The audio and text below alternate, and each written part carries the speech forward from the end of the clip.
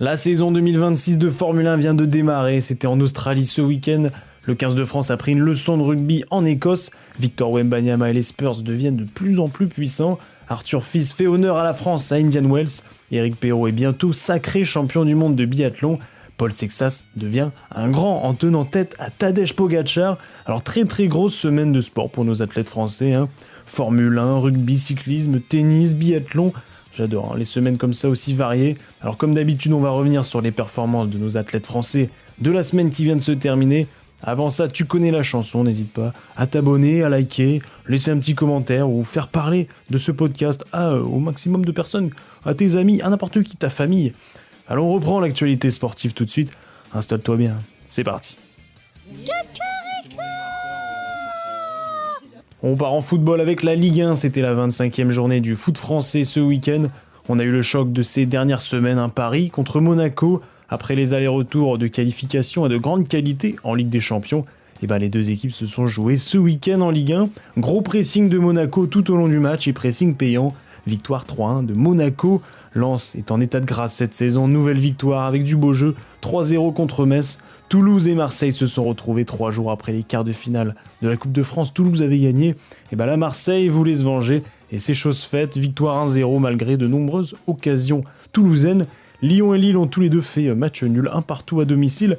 Alors les Gones c'était contre Paris FC et le LOSC contre Lorient. Et c'est Rennes qui en profite pour monter au classement avec leur magnifique succès 4-0 à Nice. Alors au classement, Paris est leader de la Ligue 1 avec 57 points, les Lensois sont donc seconds 56, alors un gros écart, parce que l'OM et Lyon ils sont 3e avec 46 points, il y a 10 points d'écart avec Lens, Rennes 5e avec 43 et Lille complète le top 6 avec 41 points.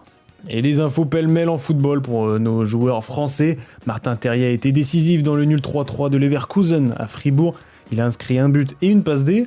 Jean-Luc Dompé a offert la victoire à Hambourg en marquant le penalty donc de la victoire, 2-1 à Wolfsburg. Antoine Griezmann a offert une passe D, sa première de la saison, dans la victoire de l'Atlético 3-2 contre le Real Sociedad. Et c'était un match de fou, la passe décisive de Griezmann, petite talonnade incroyable. Kefren Thuram a participé au festival 4-0 de la Juve contre Pise avec un but.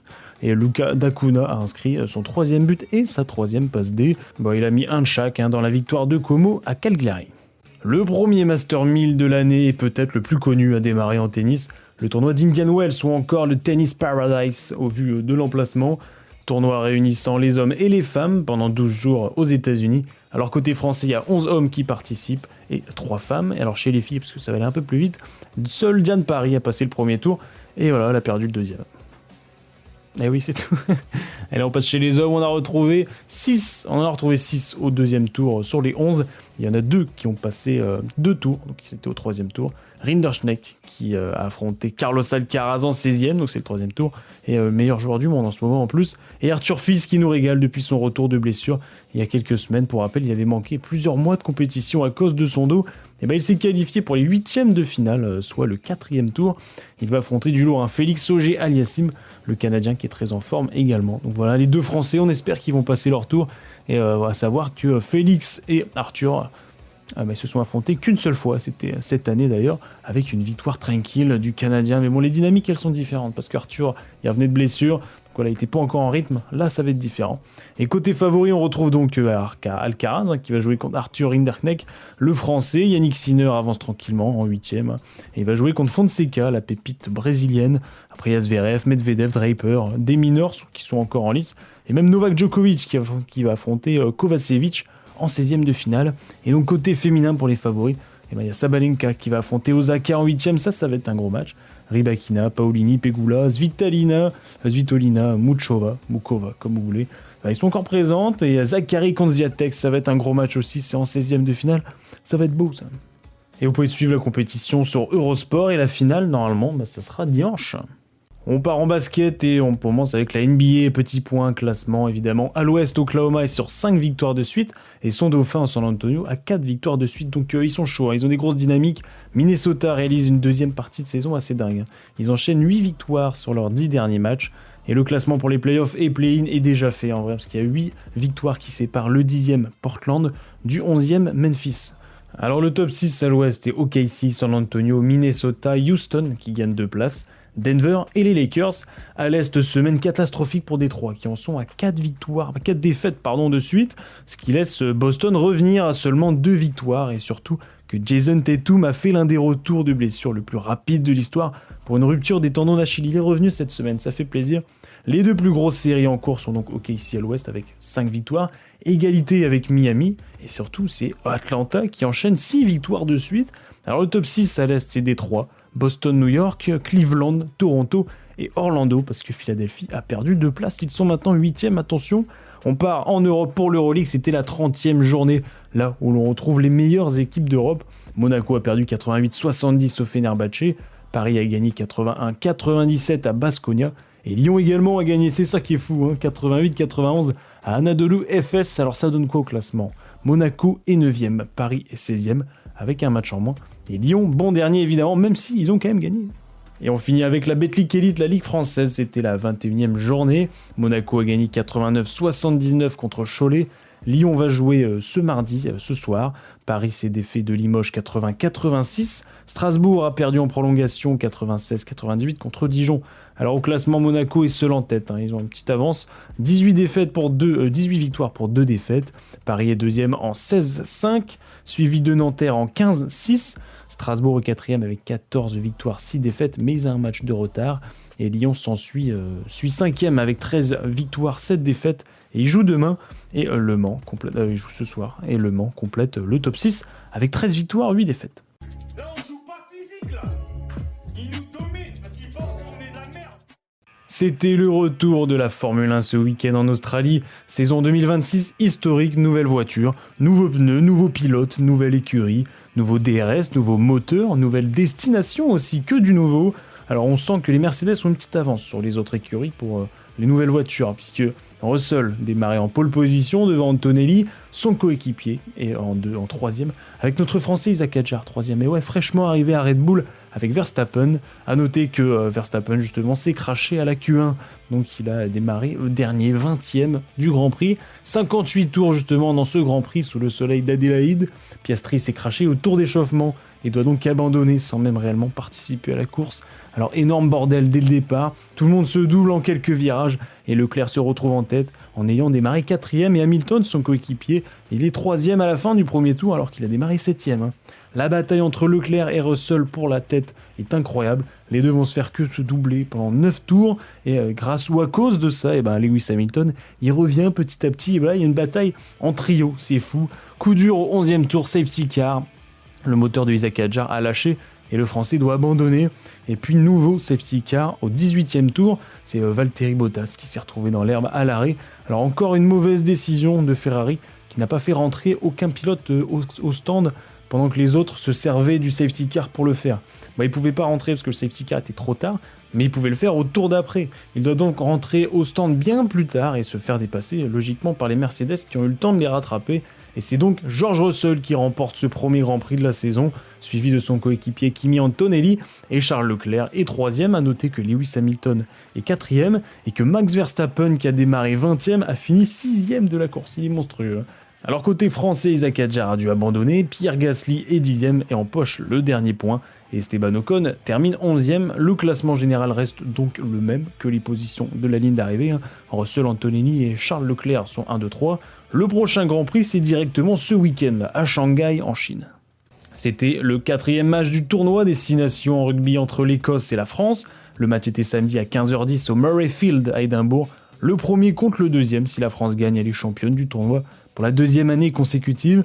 Le match a très bien commencé avec un 14-7 pour le 15 de France, et c'est de Louis Bielbarré évidemment, et de Théo Atisogbe, mais ça ne va pas durer longtemps, les Écossais enchaînent avec 2 essais juste avant la mi-temps, le score à la pause 19-14 pour l'Écosse.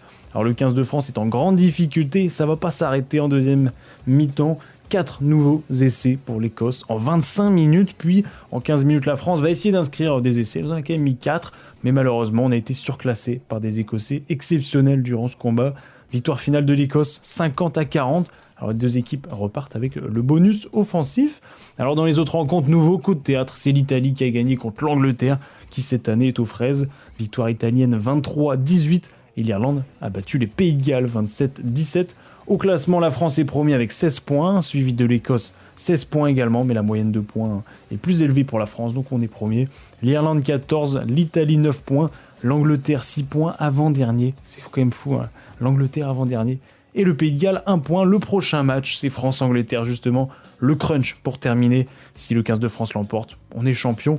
Il faut aussi impérativement le bonus offensif. L'Irlande va affronter l'Écosse et le Pays de Galles contre l'Italie. Après 2-3 semaines de Jeux Olympiques d'hiver exceptionnels qui étaient en Italie, à Milan Cortina, et le biathlon a repris, les championnats du monde aussi. On rappelle que Lou Jean Monod est premier au classement largement et Éric Perrault également.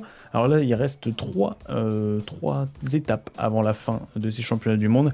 Et cette fois-ci, on était à Kontiolahti, en Finlande. Alors Cocorico, vendredi, avec Éric Perrault, qui a remporté l'individuel homme, avec un 20 sur 20 en tir exceptionnel. Et les 3 premiers, ils ont fait 20 sur 20, c'est fou, hein.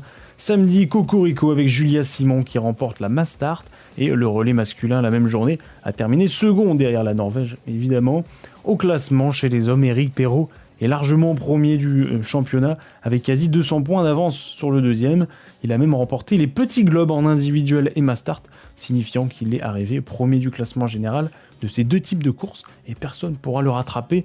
Et chez les femmes, Cocorico, Lou Jean Monod garde sa première place aussi. Elle a également quasi 200 points d'avance sur la deuxième. Alors elle a été vraiment très très mauvaise en Finlande, mais il n'y a pas de quoi s'inquiéter, on a confiance en elle. Prochaine étape en biathlon, l'avant-dernière, ça sera en Estonie, à Otepää, à partir de jeudi.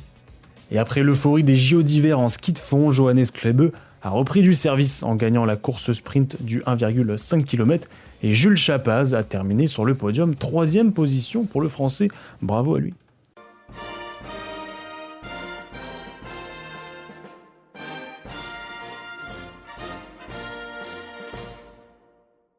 C'était la 20e édition des Strade Bianche, les routes blanches en français. Chaque année, cette course se déroule de Sienne à Sienne en Italie. C'est un peu plus de 200 km. Tadej Pogačar a été évidemment présent pour défendre son double titre en cours.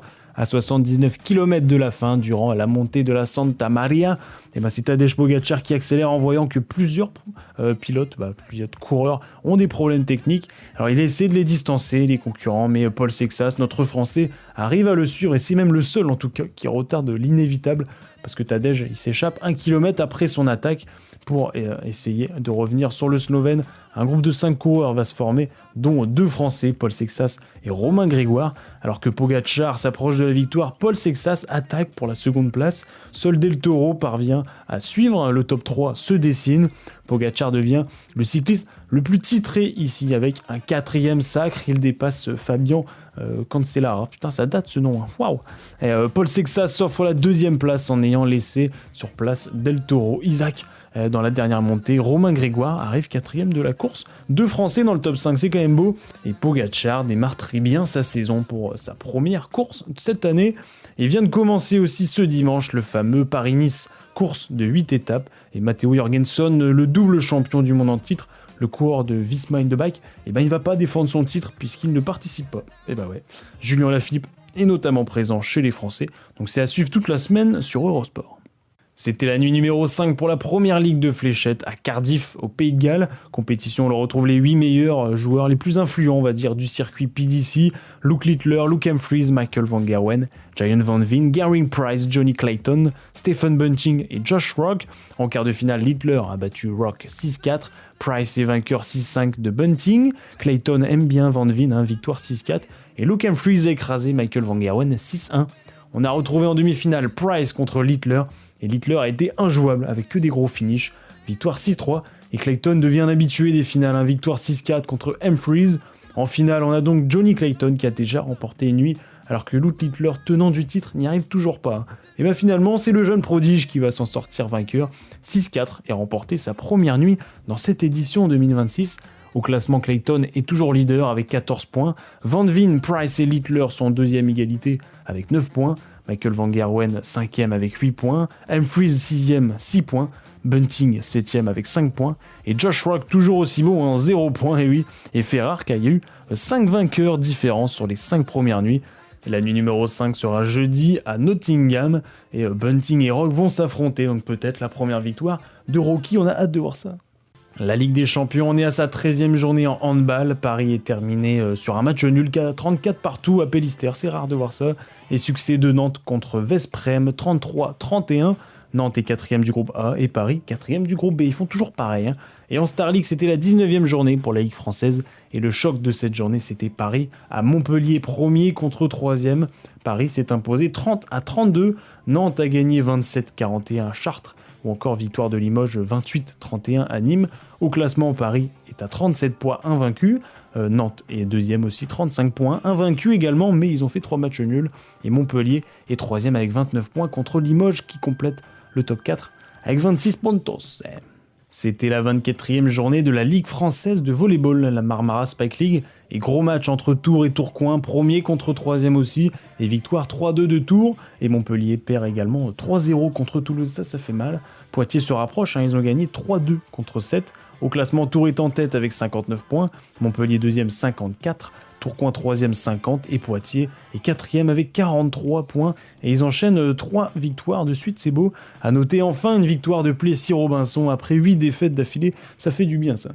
On termine par la meilleure partie, les infos rapides. Les World Baseball Classic ont démarré, les WBC, la plus grosse compétition internationale de baseball, et la dernière édition a vu le Japon l'emporter face aux États-Unis avec en dernier duel Shohei Ohtani qui strike out Mike Trout. La compétition est tous les 4 ans avant, maintenant c'est tous les 3 ans, et les favoris sont évidemment le Japon et aussi les États-Unis, le Cuba et la République dominicaine. Les phases de groupe sont bientôt terminées, donc les quarts de finale ça sera samedi et dimanche, donc à suivre, ça va être beau ça. Un nouveau record du monde du semi-marathon a été réalisé pendant le semi de Lisbonne au Portugal, et c'est l'Ougandais Jacob Kiplimo qui l'a fait en 57 minutes et 20 secondes, soit 10 secondes de moins que l'ancien record. Et c'est officiel, Paris va accueillir son premier match de saison régulière NFL. Donc NFL, c'est la Ligue nord-américaine de football américain. La rencontre se jouera au Stade de France et la NFL franchit une nouvelle étape majeure pour son développement, évidemment. Et ce sera la première fois de son histoire, et avec un match en saison régulière à Paris en 2026, ça a quand même de la gueule. Et on termine avec, en parallèle, le tournoi destination. Et ben il y a les U20 qui font également la même compétition, et ils sont encore plus performants que l'équipe 1. Et ouais, avec 4 victoires en 4 matchs, prochain match contre l'Angleterre, et s'ils obtiennent au moins un point défensif ou offensif, et ben ils sont champions. Je crois qu'après avoir vu ça, on peut mourir tranquille, enfin le plus tard possible, mais on peut. Ah, c'est superbe. Quel pied, ah quel pied. Oh putain. Oh là là là là. Cocorico, épisode 113 est maintenant terminé, j'espère qu'il vous a plu, comme chaque semaine. Et putain, on a un gros programme en fin de semaine, surtout la Ligue des Champions qui revient avec les 8e de finale, dont Paris-Chelsea, la Ligue Europa avec Lyon et Lille qui jouent aussi, ainsi que Strasbourg en Conference League. Ça sera mardi, mercredi et jeudi. Le crunch entre la France et l'Angleterre pour gagner le tournoi destination de rugby. Le Master 1000 d'Indian Wells qui continue. Le WTT Champions de Chongqing en ping-pong qui va démarrer ce mardi avec les frères Lebrun. Paris-Nice en cyclisme à suivre sur Eurosport toute la semaine. La première ligue de fléchettes jeudi sur l'équipe 21. La WBC, les World Baseball Classic, sera samedi et dimanche pour les quarts de finale, ainsi que tous les championnats français. Bah ouais, il y a du foot, il y a du basket, du volleyball, du hockey sur glace, et ouais, le ping-pong maintenant, c'est ça qui est magnifique. Mais bon, je vais vous le dire à chaque fois, surtout quand le programme est assez lourd, on oublie bien si bien de regarder le sport. Mais c'est mieux de pratiquer. Ben ouais, on oublie tout le temps cette phrase. Mais il faut faire du bien à son corps, faut pas toujours être avachi devant la télé, ou devant son téléphone, ou devant l'ordi. Et ben il faut bouger, faire un peu de squat, un peu de pompe, un peu de course, de marche, n'importe quoi. Même aller promener son clébard, ça fait du bien. Et ouais. Alors en tout cas, je vous souhaite une bonne journée, une bonne soirée, une bonne ce que vous voulez. On se retrouve la semaine prochaine comme d'habitude. Au revoir. Tu veux dire Cocorico ? Cocorico.